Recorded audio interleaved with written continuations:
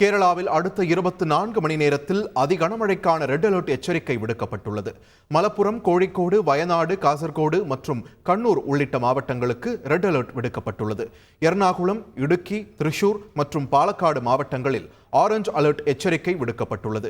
கேரளாவில் அடுத்த 24 மணி நேரத்திற்கு கனமழை பெய்யும் என்று வானிலை ஆய்வு மையம் தெரிவித்துள்ளது.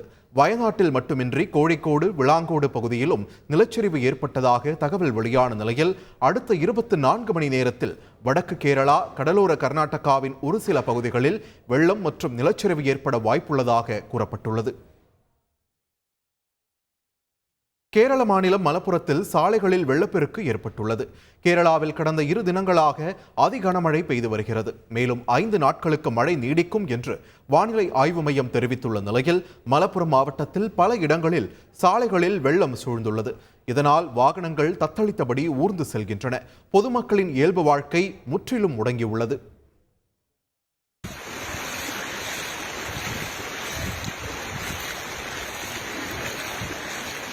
വെള്ളം മുങ്ങിയിട്ടില്ലല്ലോ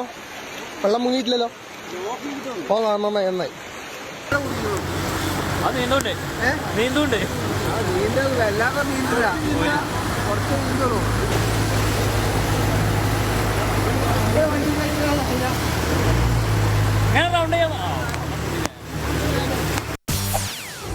செய்திகளை உடனுக்குடன் தெரிந்து கொள்ள உடனே சப்ஸ்கிரைப் பண்ணுங்க.